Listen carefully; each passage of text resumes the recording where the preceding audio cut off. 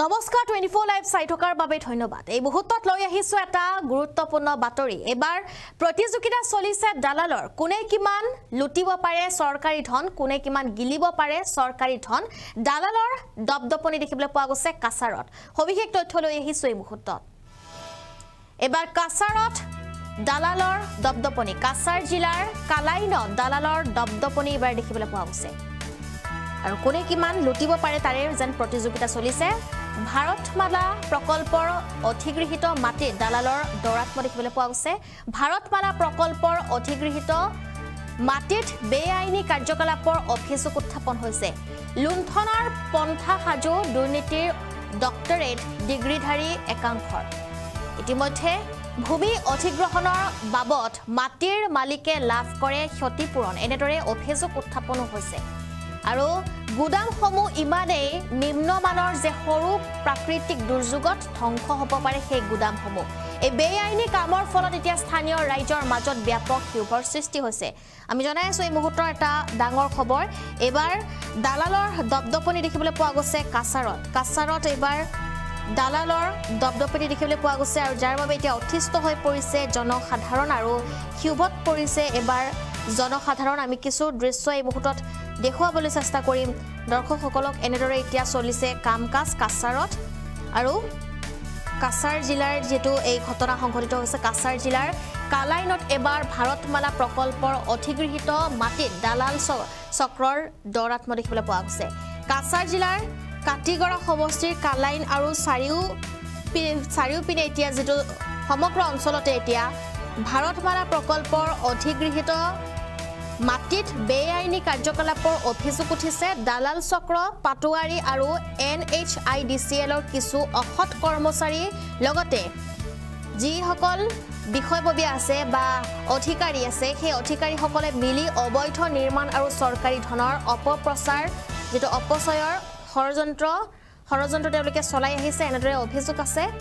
আৰু মাটিৰ মালিকক অধিগ্ৰহণৰ ক্ষতিপূৰণৰ নামত 25% ধনৰ প্ৰলোভন দেখুৱাই দালাল চক্ৰই অধিগৃহীত মাটিত নিম্নমানৰ গুদাম নিৰ্মাণ লগতে বহু যেটো বেআইনী কামৰ যোগান ধৰিছে বুলি অভিযোগ আছে।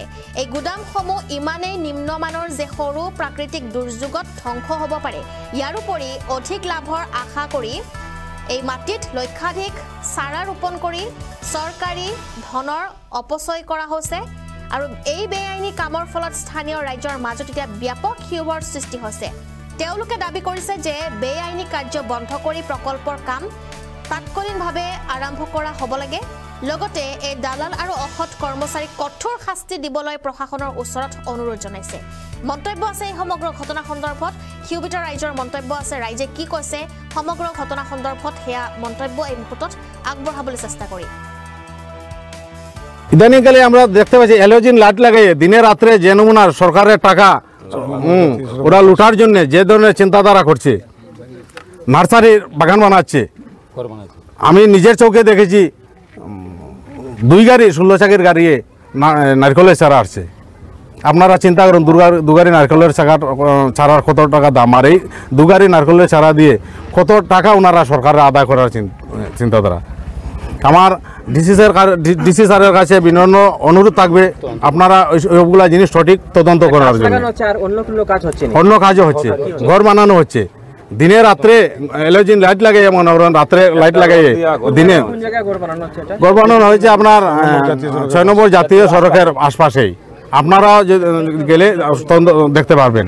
আপনারা কি মনে করেন এই ঘর বানিয়ে ওরা মানে টাকা কম্পেনসেশন সম্ভবত এটাই সরকারের টাকা আর কি 100 টাকা খরচে লাখ টাকা আদায় করবে, ওনারা চিন্তাধারা এইটা। মানে কে বানাচ্ছে ঘরগুলো? পাবলিকে বানাচ্ছে। এগুলো তো আমরা যারা সরকারের টাকা আর কি লুট করার চিন্তাধারা, বা ওরা হয়তো ঊর্ধ্বতন কর্তৃপক্ষের সঙ্গে ওদের কোনো ইঞ্জিনিয়ার হয়তো বা কোনো বড় এই রোডের যে মানে থাকে অপাসিয়া টপাসিয়া, তারা হয়তো কোনো যুক্তি পরামর্শ থাকতে পারে। সরকারের টাকা যেগুলো সব পাবলিকের টাকা, পাবলিকের টাকা যদি নয়তো হয় সেটা আমরা মেনে নিতে পারবো না। আমরা দেখছি বিগত কয়েকদিন থেকে 6 নম্বর জাতীয় সড়কের পার্শ্বে জানি না কে বা কাহারা এক দালাল চক্র, দুষ্ট চক্রকারীরা ওরা নিজেরাই নিজে বড় বড় গড়টর বানিয়ে এখান থেকে সরকারের ক্ষতিপূরণ বেশি আদায় করার জন্য নানান ধরনের বাগানের চেষ্টা করে যাচ্ছে, নানান ধরনের ঘর বানানোর চেষ্টা করে যাচ্ছে। এই ঘরগুলা যদি হয় তো আমাদের টাকা যাবে, মানে সরকারের টাকা যাবে। তো যার ধরুন আমাদের পাবলিকের টাকা যদি সরকারের হয়ে থাকে, তো সরকারের টাকা বাঁচানো আমাদেরও কর্তব্য, আমি বা দায়িত্ব মনে করি।